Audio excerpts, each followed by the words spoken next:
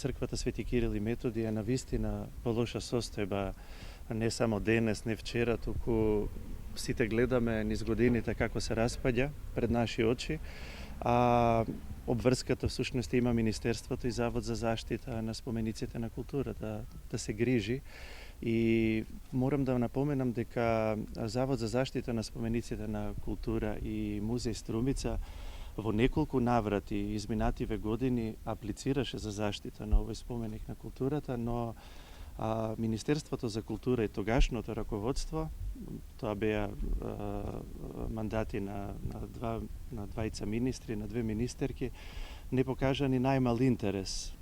додека во исто време се стимулира, се финансира проекти кои што афирмира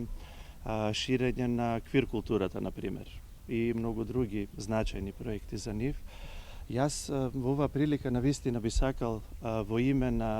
Струмичката православна епархија, на Македонската православна црква, но и во име на сите струмичани, бидејќи сите ние знаеме колку е значајна црквата Свети Кирил и Методи, за сите нас да му се заблагодарам на министерот, на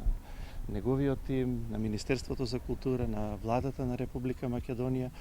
што конечно превзема обврска и покажа навистина одговорност